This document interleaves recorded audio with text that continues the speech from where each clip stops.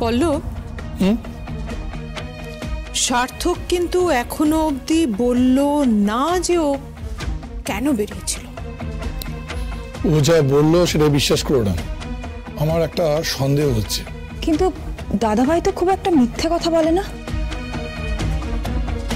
বলে না বলে কখনো বলবে না সেটা ভাবারও কিন্তু কোনো কারণ নেই। হ্যাঁ, সার্থক আজকাল কিরকম পাল্টে গেছে। এখন পাল্টেছে বলছো কেন? বলে যবে থেকে শোলককে বিয়ে করেছে তবে থেকে পাল্টেছে। এটা কিন্তু মামাজি ঠিকই বলেছে। আরে মামাজি সবসময় ঠিক কথাই বলে, উনি বেঠক কথা বলেছে। আচ্ছা মম, সরি, কোনো মিটিং হচ্ছে নাকি? এই আবার কি ধরনের কথা? মিটিং হবে কেন? বাড়ির লোকেরা কথা বলছে, একটা জরুরি বিষয় সবাই আলোচনা করছে। তোমাদের কথা বলা মানে হয় কারো সমালোচনা করা, না হয় মুন্ডপাত করা। কোয়েল, নিজের সীমার মধ্যে থাকো, মাত্রা ছাড়িও না। সভ্যতা, সহবত সব ভুলে গেছো? এত অসভ্য হয়ে যাচ্ছ কেন? কে জোগাচ্ছে তোমাকে সাহস? নিশ্চয়ই তোমার বাবা। এই দেখো, কিছু জানলেই না বাবার নামে দোষ হয়ে গেল। ওই রবি ঠাকুরের একটা কবিতা আছে না, যা কিছু হারায় গিন্নি বলেন কেষ্টা বেটায় চোর। আদিত্য প্লিজ, সবসময় মজা ভালো লাগে না। এছাড়া জীবনে কি আছে বলো তো? আচ্ছা প্রিয়দর্শিনী, অনেকভাবে তো তুমি জীবন উপভোগ করলে, এবার একটু সাদা মাটা জীবন কাটাও তো, দেখবে তারও কিন্তু একটা অন্য স্বাদ আছে। প্লিজ আদিত্য, তোমার এই জ্ঞান দেওয়াটা বন্ধ করো। তার চেয়ে বরং চোখ কানটা একটু খোলা রাখো। আমাদের চোখের আড়ালে আমাদের পেছনে অনেক কিছু ঘটে যাচ্ছে যেটা আমরা জানতেও পারছি না, আর সেটাকে লুকোবার জন্য, ধামাচাপা দেওয়ার জন্য তোমার ছেলেরা মিথ্যে বলছে। দেখো প্রিয়দর্শিনী, স্বয়ং ধৃতরাষ্ট্রও কিন্তু মিথ্যে কথা বলেছিলেন। মজা করো না আদিত্য, সার্থকের ভাবগতিক আমার একদম ভালো লাগছে না। প্রিয়দর্শিনী, তোমার ছেলে এখন বড় হয়ে গেছে, ওর মানসিক অবস্থাটা একটু বোঝবার চেষ্টা করো। তুমি মা হয়ে যদি বুঝতে না পারো তাহলে কে বুঝবে বলো? আজকাল তো মাঝে মধ্যে দেখা যাচ্ছে ফোনে যেন কার সাথে একটা কথা বলেই যাচ্ছে। আমার তো সন্দেহ ওই অফিসারের সঙ্গে কথা বলে। তাতে প্রবলেমটা কি আছে? দাদাভাইয়ের তো ওকে পছন্দ হবেই, দেখতে তো হুবহু শোলক। একটা কথা শুনে অবাক হচ্ছি, এতদিন পর্যন্ত তোদের আলোচনার টপিক ছিল শোলক, আর এখন বাড়ির ছেলে। দেখ, আমি কিন্তু তোর সম্বন্ধে খারাপ কিছু বলিনি। না, তাছাড়া যদি কেউ যেচে নিজেকে আলোচনার কেন্দ্রবিন্দুতে নিয়ে আসে, আলোচনার টপিক করে তোলে, তাকে নিয়ে তো আলোচনা হবেই। সার্থক, আহা থাক না, এসব কথা থাক। এখন তোমরা আলোচনা করতেই পারো, চালিয়ে যাও। বাবা, তোমার সাথে একজন দেখা করতে এসছে। আমার সাথে? কে? পতিত পাবন পোদ্দার।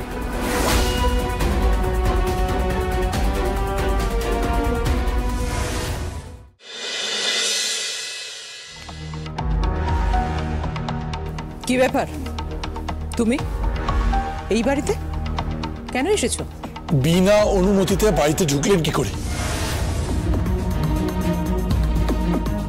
এই সিকিউরিটি গার্ডগুলো হয়েছেও তেমনি। এই ধরনের লোকগুলোকে বাড়ির বাইরে থেকে গার্ড ধাক্কা দিয়ে বের করে দেওয়া উচিত, তা না? এই পল্লব বাবু, মুখ সামলে। কে আমাকে ঘাড় ধাক্কা দিয়ে বের করবে? কার এত সাহস? আরে আপনারাই তো একদিন এই পতিত পাবন পোদ্দারের সাথে বড় বড় গাড়ি হাঁকিয়ে দেখা করতে যেতেন। কে? প্রিয়দর্শিনী ম্যাডাম মনে পড়ছে? হ্যাঁ, আপনার মেয়ে কোথায় মনে পড়ছে? শাড়ির বাজারে তখন একটাই নাম ছিল, এই পতিত পাবন পোদ্দার। আমি শাড়ির ডিলার ছিলাম। কিন্তু সেসব তো কবে চুকে বুকে গেছে। আজকে সেসব কথা উঠছে কেন পতিত পাবন? উঠছে তার কারণ আপনাদের না মুখ নাই, শুধু মুখোশ আছে। আপনি একটু শান্ত হয়ে বসুন। আপনি কোয়েল, হ্যাঁ ড্যাডি, ওনার জন্য একটু জল মিষ্টি নিয়ে এসে যাও। আর আপনি বসুন।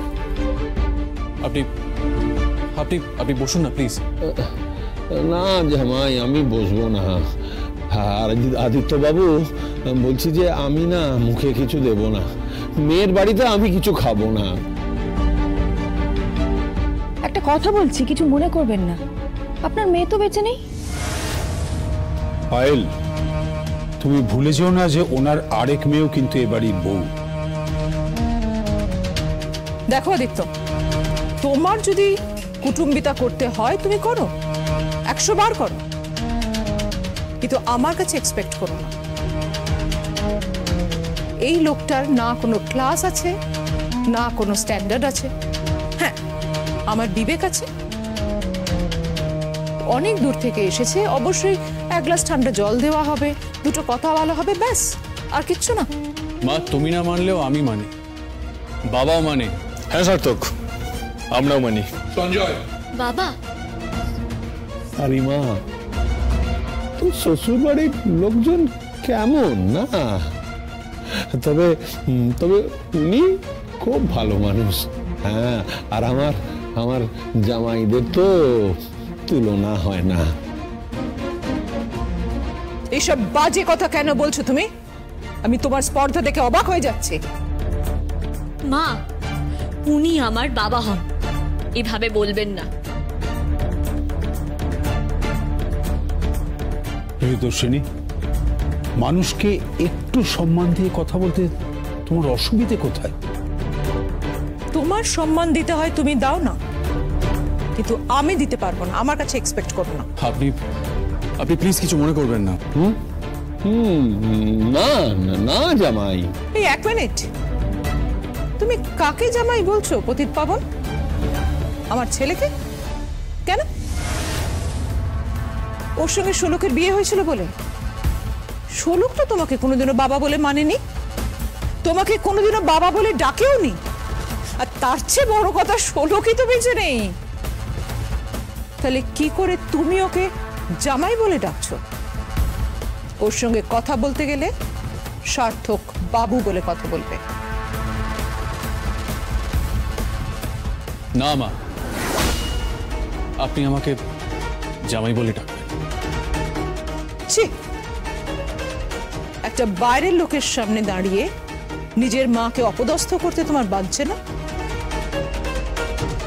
মা, তুমি যেমন আমার মা, উনিও তেমন শোলকের বাবা, শাড়ি বাবা, ওনারও তো মান সম্মান আছে। দাদা ভাই, তুই ওনার হয়ে এত কথা বলছিস কেন?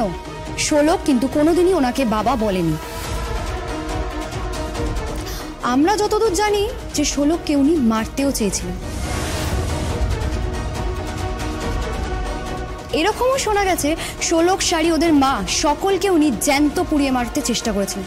আর আজ তুই ওনার হয়ে এত বড় বড় কথা বলছিস, তুই জেঠিমাকে নিচু করছিস। বাবা, তুমি এখানে কেন এসেছো? কেন?